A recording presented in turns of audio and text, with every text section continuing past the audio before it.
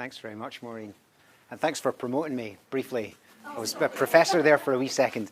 No, thank you very much, Maureen. I want to start by acknowledging that the resources I'm talking you guys through and introducing you to today are by no means like an achievement of mine. It belongs to a team of us in Scottish Literature and School of Education, not least Maureen herself, but also her colleague Jen Farrar, and in Scottish Literature, Rona Brown, Ronnie Young, Gina Lyle, whom we heard from earlier, and Pip Osmond-Williams, as well as lots of other colleagues who helped us secure permissions and did some stuff on the website and what have you.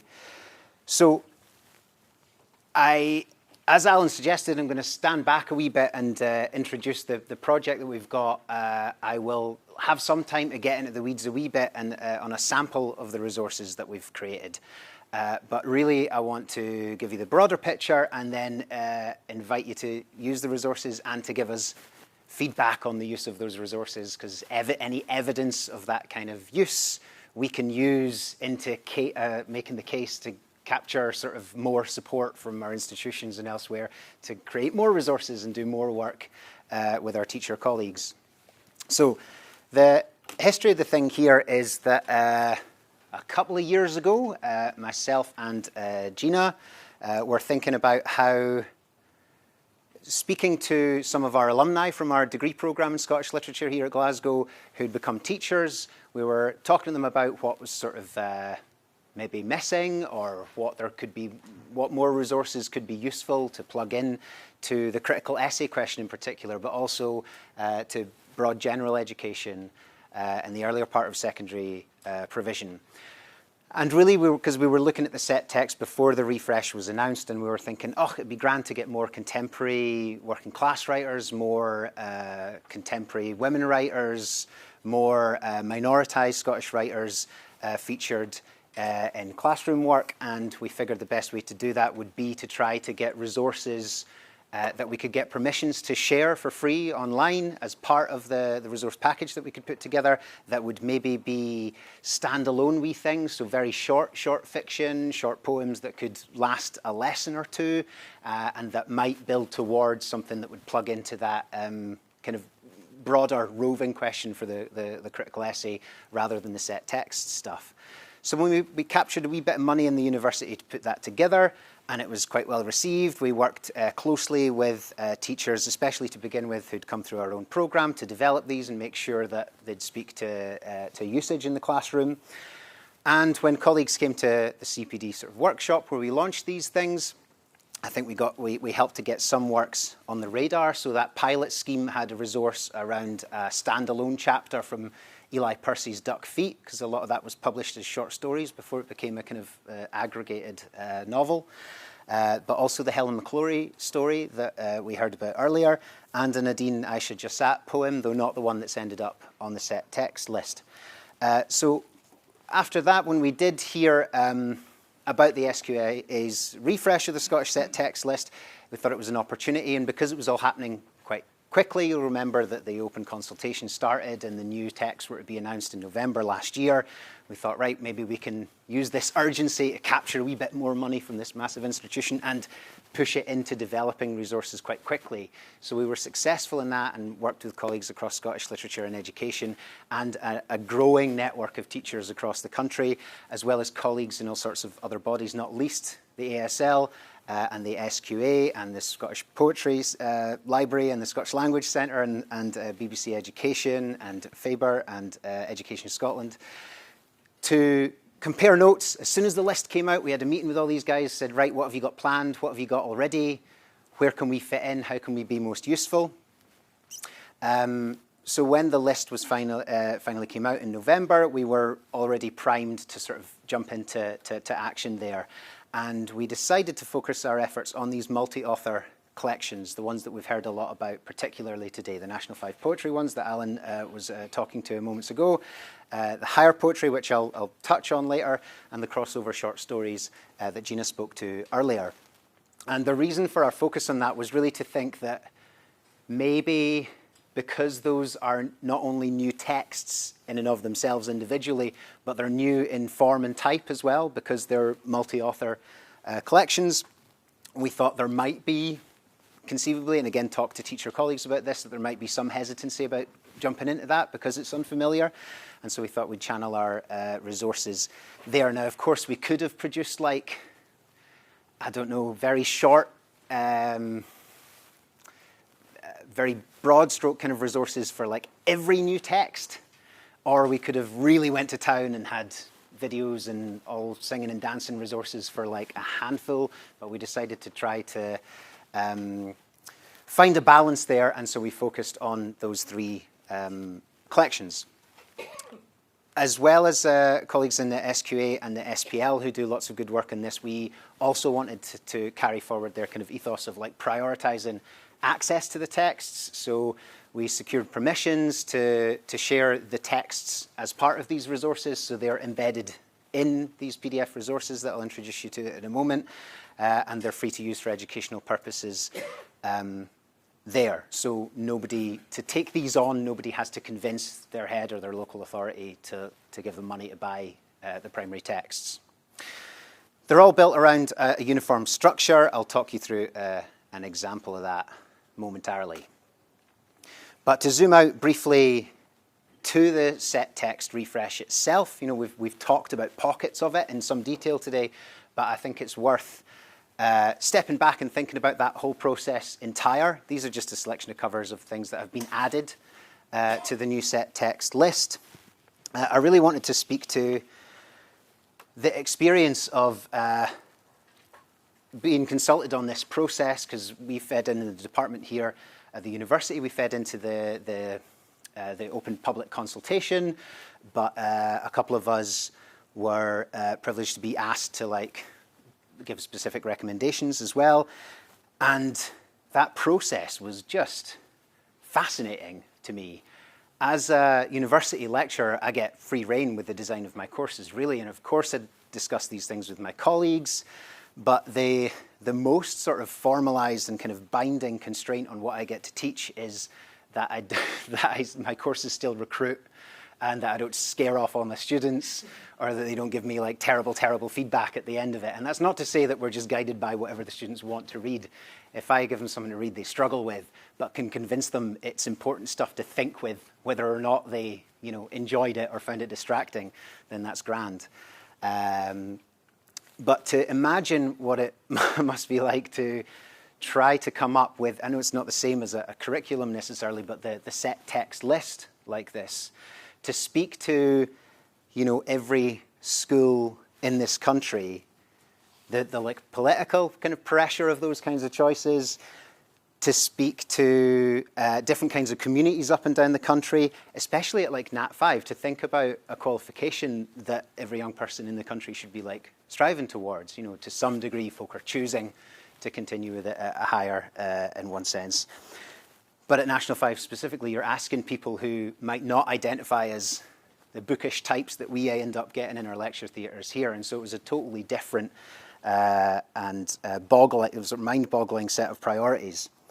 I think it's important when we think about these things, of course, to realize that the set text list or any curriculum on any course is never set and finalized, right? It's always a kind of movable feast.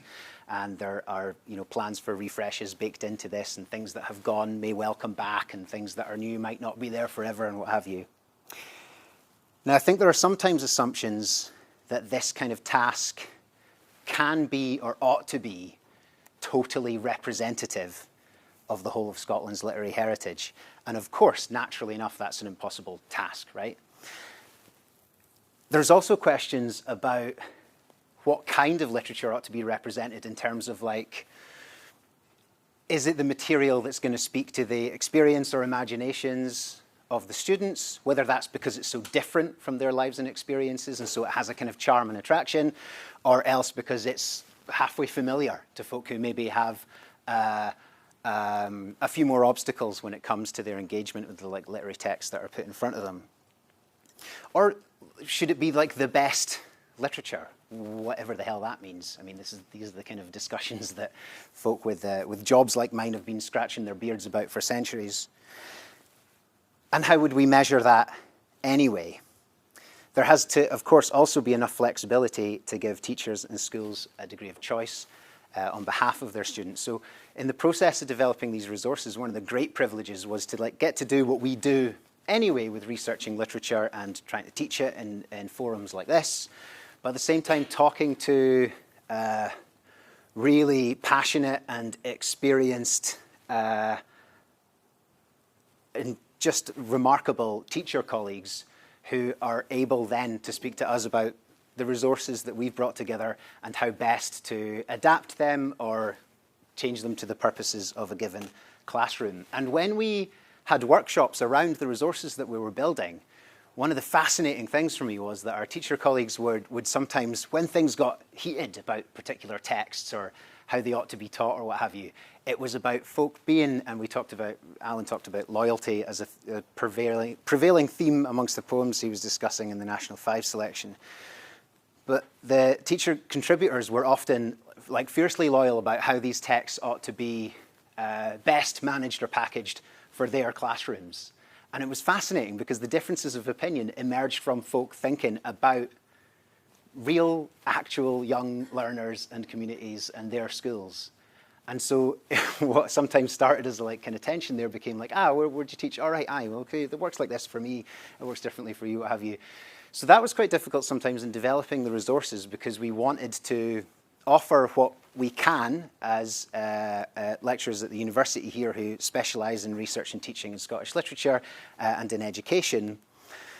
And from the literature department side, that is sometimes going into way too much detail, right, with historical context or with imaginative kind of readings and critical interpretations of a piece that not every classroom setting is going to have time and space and opportunity to get into. But we figured that the added value we could bring is that kind of work. So we've erred on the side of putting too much in. And so each of these resources the average is 20-odd pages PDF for each of these 16 resources. So sometimes there'll be too much. But again, we didn't want to be prescriptive with how these things are then translated into the classroom because these resources are directed at teachers rather than the learners directly. That's not to say they can't be passed straight on if you think the learners in your charge are comfortable with that. So, said that. A balance between breadth and depth of coverage and practical application. We didn't want to be prescriptive.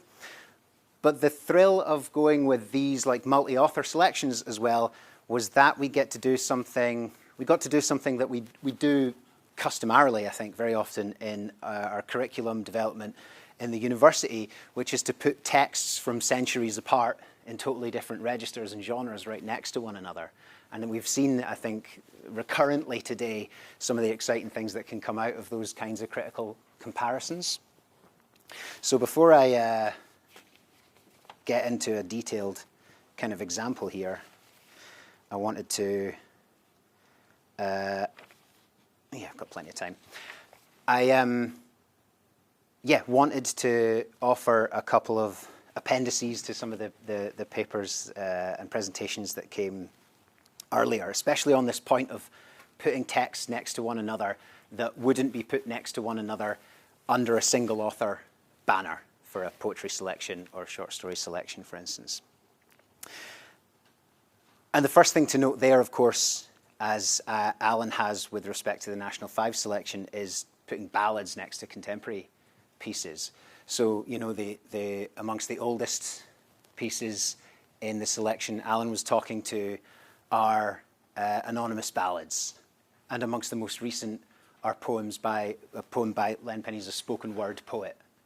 Hence the sort of formal, the regular form that Alan described in accounting for that poem, Little Girls. And so they have, in some senses, a lot in common already, right? That these are pieces written out of and through performance to some degree, right? But they have very different relationships with the oral tradition. They have very different kind of conventions when it comes to performance. And similarly, and Gina spoke to this earlier as well, putting oral folk tales and that Duncan Williamson piece, you notice the way it's credited in the resources as well. It's as told by Duncan Williamson rather than by Duncan Williamson, if you like. Now, there's a politics to that we could debate, but that story, as Gina described, is represents in text an instantiation of a telling of an oral folk tale. So those like narrative layers are already baked into that. The history of the short story in Scotland, and plenty of critics argue that the modern literary short story is invented by Walter Scott with the Two Drovers, right? Which describes a worldview, a belief system, a set of cultural traditions that are in opposition to an emergent one, a tension between Highland and Lowland, oral and textual, honour-bound and formalised, like legal structures and what have you. That the founding of the modern literary short story happens to be a text that displays these tensions between orality and textuality is no accident, I think. Then, when we set a multi-author collection like this for young learners to have these 4 stories going from Duncan Williamson's Death in a Nut right through to contemporary horror flash fiction, which uses some of the same generic conventions, but very differently, with a lot of interiority and hesitant narrative voices, as Gina described earlier. So putting these things together is a real thrill. And we've tried to emphasize how those profound differences dealing with text from centuries apart and coming from completely different genres and registers, and nevertheless, having really strong continuities, like that these texts that come from completely different people from completely different corners of the country and completely different centuries can still somehow speak to one another. And I think that, like, the opportunity, especially for the 8 and 10 mark questions, I think is really laid bare, and I want to give a couple of examples of that. But the other thing about teaching ballads in particular, I think, is, and the only songs I know off by heart are utterly inappropriate for this context, so I'll not sing, though Alan did. But the thing about teaching a ballad is, and this is a rundown of what we have on the resource for Thomas the Rhymer in particular, and you'll notice that part of that is lots of hyperlinks. This is a PDF, it's up on the website, to various performances of the ballad. And the importance of teaching it as a performed, like, literary artifact is not just because you want to give a thorough sense of its history and its importance, right? But it's also because the way a ballad is received or, like, read, if you know the melody, your reading of it is going to be totally different as well. And the thing is, Alan demonstrated this by singing a couple of stanzas, but a ballad structure has a regular melody, and if you've listened to the first couple of stanzas, even if it's a long drama, even if this is Sir Patrick Spens and there's, like, 20 verses or whatever, you're already plugged in to the contours of that melody, such that when the words describe the movement of the plot and the action of it, it feels fated, right? Because you know what it's going to sound like before it happens, even if you don't know the words and the way the plot unfolds. So it gains a kind of incantatory power. Now, this is something I did ask teacher colleagues about. How tricky might it be to get folk to sit still and listen to 14 stanzas in a narrative ballad form, right? But I think if that is something that at least should be offered in the provision of ballads as a text that's to be read and critically engaged with. So the example I wanted to give is from the higher selection, because that's been less touched on today than the National 5 Poetry Collection and the Short Story Collection. And because of, I thought that the ballad might represent particular challenges in the classroom that might be new, I thought we could feature that one. This is a brief overview of what we have in that resource. It's 20-odd pages altogether. There's a brief overview of the narrative itself. So again, a teacher can, at a glance at a page, get a sense of the contours of that story without having to go back through the ballad itself.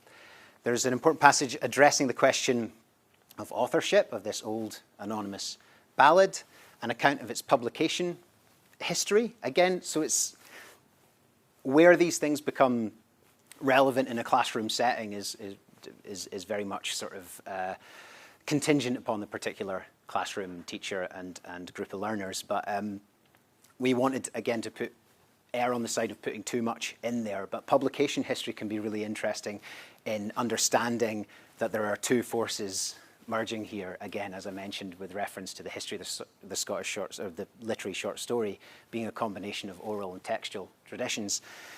There's something similar going on here with the history of the ballad. So knowing that it has a history that we can't access because it can't be traced all the way, because the oral tradition is too immense, too diffuse, and is made up of all these tiny little links of people singing songs to one another that nobody recorded, all these encounters and communions between people that we aren't left with a trace of. That there's that overwhelming process that we just have an inkling of, and then there is the recorded history of a particular song that is adapted to the needs and the belief systems of a particular collector or antiquarian or scholar, right? So putting those things, to point to a ballad and say, one version of it, right? There are thousands of other versions of it, many of which we don't even have a record of, I think is an important way to... I would hope that there's a way of teaching that would help learners feel a bit free and easy about a text in this respect. I was reminded, thinking about this question of the ballads and how to teach them, and the thing of plugging the tune in and that kind of incantatory power where the narrative feels fated because you know the sound of what's going to happen next, even if you don't know the words. I also wanted to, while we were thinking of the Bonnie Earl of Murray, I wanted to add a note that my colleague Ronnie Young, who drafted the resource on that particular ballad, was sure to include a little note on the mondegreen. Do you know about this? Yeah. So the good bit of pub quiz trivia for you. A mondegreen is the word for a misheard and misinterpreted lyric, right? So because it was an American singer maybe or scholar in the 60s misheard laid him on the green and thought it was Lady Mondegreen. And so that's just what it's called now, a mondegreen. Yeah, anyway, I figured introducing a class to a ballad as something that's been captured for a moment, a butterfly pinned to a corkboard, you know? But that had a longer life before and after that we can only sort of gesture towards, might be another way of introducing this idea. And I've been teaching poetry this week to our first years, and even young students who are here to study literature at university level sometimes are still a wee bit feared of poetry. And so I always remind them, and this speaks to some of the things that Peter and Alan have already said today, but I try to reassure them by suggesting, and I'm stealing this from Terry Eagleton, I think, the idea that, for instance, a lawyer or a legislator or a research scientist has an approach to language that is designed to fix and contain meaning such that there's no space for misinterpretation, right? This is exactly what I mean, and that's exactly how you're going to receive it. Instead of thinking like that, the poet's relationship with language is to proliferate meaning, to make as much meaning as possible, even when that means it's full of contradictions and tensions and multiplicities that are irreconcilable. So having that like surfeit, that excess of meanings, ideally lets learners off the hook, right? You can say, you can't capture all this. That's too much. Even if it was a haiku and you had 5,000 words, you're not going to capture it all, you know? So you're going to have to be selective. You're going to have to like trust your instincts a wee bit when it comes to your engagement with the text. And it's a way of like teasing that out and it hopefully giving folk ownership over their learning and command of a piece as well. So that's why we have put in the kind of historical context around the given text that we produced resources for. The links to the performances, we have the text of the ballad itself, a glossary, a note on oral tradition, again, which is kind of about how much we don't know as well as how much we do about that process and how it generates culture. We look at the actual knowable historical context of this piece and True Thomas himself, and then a very detailed kind of stanza by stanza reading of the ballad itself. And finally, all the resources are capped off with a series of discussion prompts, some that are just a selection that are kind of gentle and introductory, others that focus on particular techniques and will hopefully generate discussion. Great note from some of our teacher colleagues. First drafts of some of these had discussion prompts, questions that were yes or no questions, the way we'd phrase them. And the feedback was, don't ask them yes or no questions, because then they'll say, yeah, or no, and that's it. So we went back to the drawing board there. And then broader things about themes, and especially trying to prompt learners to ask, or teachers to engage their learners in terms of like, what does this remind you of? You know, does it remind you of any other part of your like media diet? Because very often, especially in the case of like ballads, which are about, I keep doing that are about kind of, you know, archetypal themes about revenge or love and loss or adventure that will recur in whatever corner of the media landscape they are particularly invested in. And then we've generated a bunch of questions that have come at the back of studying the past papers quite carefully. I'd want to alert everyone to, I'm sure you already know this, but there's a specimen paper now based on the new set text list as well that I think just came out in recent weeks or months. And but that's there now, so that there are question papers that you can look at that feature the new texts. So you don't have to guess at how the kind of formulation of those questions might be transmuted onto the new text. There are examples there on the SQA English website already. And finally, we finish off with this mind maps of connections and comparisons. This is for the higher set of poems here, particularly.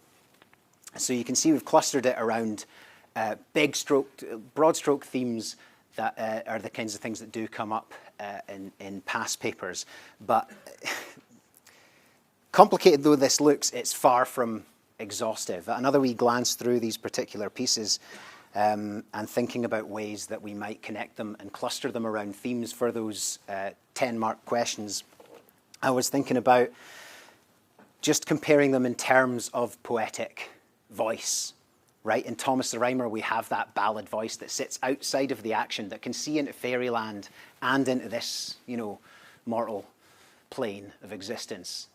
A perspective that can see the broad road that goes towards hell, that is full of sinfulness and wretchedness, and the narrow, difficult road of righteousness, and that third other thing that is the road to fairyland, that is neither good nor evil, but is something else entirely. And so again, we're back to this refrain that we've had a couple of times today about the fantastical imagination being far from an escape from these difficult questions, but an embracing of a moral grey area, right? And again, Ian's paper this morning, all the images of the Tiber full of blood reminded me again of Thomas the Rhymer, where all the blood that's shed on this mortal plane drains down to fairyland, and so they're wading through it up to their knees when they're on their way there. And again, this recurrent question today of like truth and lies. This is, the title's Thomas the Rhymer. Sounds like, for a learner who knows nothing about this cultural tradition, this song, sounds like someone not to trust, right? He's going to say things because they rhyme, you know? He's a trickster of some sort, but he's also true Thomas. And so those things collide in that figure there. But that's one perspective, one viewpoint, composed in August by Burns, of course, combines like an ecological order in love and in farming and in sport and in interspecies relations. It's full of, it questions sort of judgment. Its voice is implicated in that landscape. It can't escape from it. It speaks from within it. The Bonnie Brook at Bairn, we've heard lots about already, but that is a cosmic order of celestial gods of classical antiquity, but also the cosmic order of the solar system. And it's about class, society, and class structure. And it's about power in recognition of loss and injustice. And so I think there's a lot of ways in which we can combine these texts around things like ethics, around things like perspective, violence, loss, death, fear, maybe especially, are prevailing themes throughout all of them. The Shepherd poem, Summit at Corryachachan, compares the mind to the mountain. It's an encounter with a kind of romantic sublime that I think we can find aspects of in some of the other pieces as well. And that poem resolves itself by suggesting that the speaker in their ascent is not grasping the infinite, but the terror and the glory and the power of the fact that they have to encounter this landscape through a human mind. So the discussion questions that come out of that are like, have you ever been in awe of something and scared of it at the same time? Like, there's this place for a discussion to start, right? 33, I think, is maybe a trickier one to teach in some respects by McGilvray. But when you read in the resources about the collection of which that is a part and learn that this is a poem uttered from the perspective of Mary Queen of Scots as she descends those steps to her execution, and it's a meditation not so much on death, because that's unknowable, but on the fear and anticipation of death, you can see how it might plug in a comparative terms with some of the other texts. And it, of course, is a sort of dream vision as well, and so plugs straight into Thomas the Rhymer or Bonnie Brooke at Bairn in those respects. I didn't mention the Rhoda Bulter De Clearance either, but this is a poem about a kind of time travelling as well, that has a kind of ghostly haunting about it, that is about the accumulated injustices of the clearance and land exploitation, and ends on a note about levelling death. So the themes that the great leveller of death, if you like, was it worth it for the profit you made from it after that point? So the common themes they have are not light, fluffy ones necessarily, right? This is some heavy material, but I think they do combine really well and can produce some really successful work. So again, we have 16 resources: the National 5 collection, the Higher collection, and the crossover short stories. It's all there, gla.ac.uk/Scotlit-classroom. So please do visit them. They're all there as PDFs. You could just download them straight away. There's a wee bit for feedback if you'd be willing. So we'll especially be keen to hear from folk who've had a chance to try this stuff out. But if you have any thoughts on it at all, please send all of your feedback and all your thoughts on it as and when that's convenient. And that's my email address there as well. So thank you so much for your time.